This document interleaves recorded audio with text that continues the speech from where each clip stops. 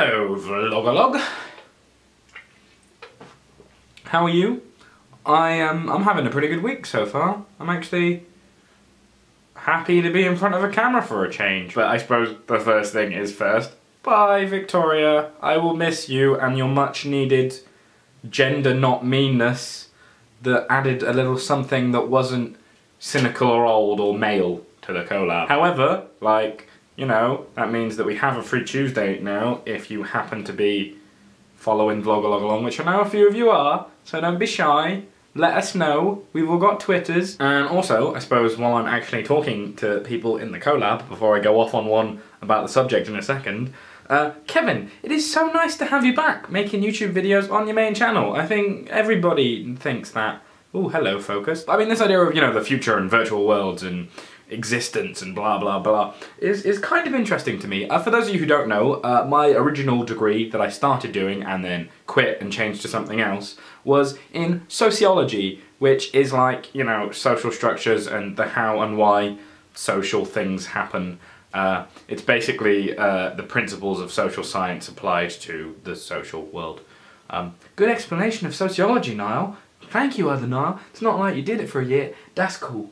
Whatevs. Whatever. My point being, for the 6 months times where I was a sociology student, I was working on 3 ginormous essay report things, and one of them was on virtual worlds. Things like, as Kevin said, Second Life, and like, it's just really dry, boring, academic stuff, and I know that if I start trying to talk about that stuff, I'm gonna slip into that, and then my video is gonna be shit. So instead what I've done is I've wasted half of it waffling about stuff that doesn't matter. Here's a thing that I kind of actually do want to talk about, that kind of Kevin touched on, but whatever, is human efficiency, right? Because Kevin says that, like, if we all lived in a virtual world and our physical needs were minute, then it would be the most efficient way for humanity to exist. And I'm not disagreeing with that, but I'm sort of focusing in on this idea of efficiency. Like, my most thing that I'm most interested in, like, in the entire world, is this human compulsion and working towards efficiency. Because it's really fascinating to me. So, like, if you're talking about the future today, I assume, although correct me if I'm wrong, that the 2 things that we think of straight away when we think about the future is the progression of science and the progression of energy sources that hopefully goes hand in hand with the progression of science, but you never know. Like, how we're gonna live longer and how things are gonna be cool and disease will no longer be that much of a problem, and we'll be able to make food for everybody because science and the future. Basically what I think I'm trying to say is when people think of the future, they think of evil stuff and then they think of how science is gonna solve it. And I think that's great and cool and stuff, but it kind of implies that humanity is obsessed with efficiency, which we pretend to be, but aren't really. Make this into, ooh, right. So to bait all you Americans, because this healthcare business is really getting on my tits lately, okay? The most efficient thing for any country to do is to have a universal healthcare system where every single citizen, private or public, is covered regardless of economic class, or income, or social class, or race, or any other bullshit that you want to throw at me, okay? That would be the most efficient thing to do from an economic, a social, and indeed a healthcare point of view. Now, please leave why I'm wrong in the comments so I can disregard your opinion with actual studies and data. But you see, right, the debate didn't become about efficiency, it became about rights and principles and blah, blah, blah bullshit, right? So humanity isn't actually that obsessed with being efficient. We just pretend we are until something that annoys us comes along and then we forget about it. But as I just did with the healthcare example then, is I said from an efficiency point of view, my opinion is right. Well, it's not my opinion, it's actual fact. But you will think it's my opinion, right? That's just true, and you have to live with that, okay? That is the most efficient thing to do.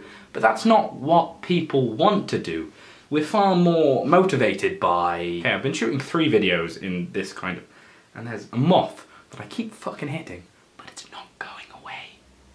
I'm gonna have to kill him. Back in a second. Right, so now that that's over, what was I saying? So when we talk about the future, really what we're talking about is how efficient we can be in the future, because there's no choice that we're gonna have to become more and more and more efficient. But then, the only blockage to that is ourselves, right? Which is kind of depressing. Like, I'd like to think that if it wasn't for stupid people, we'd be living in a utopian society by now, but maybe I'm just a dreamer. But I mean, then you get into all kinds of weird discussions about totalitarianism and the right of people to make stupid decisions. There's this great line from The West Wing, maybe? Where they're talking about how a constitution that defends people who are hateful and actively trying to destroy it is insane and like a really stupid thing to do. But then they just all say, God bless America.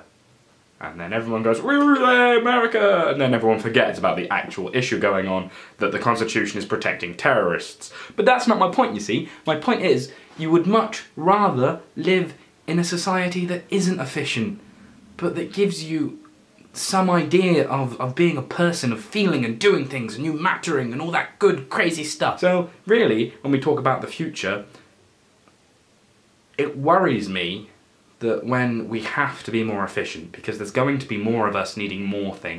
That was kind of a ramble, but I think I've got it now, okay? It's like 3 points in my head, and I think that I have narrowed it down into what exactly I want to say. Humans, we want to exist.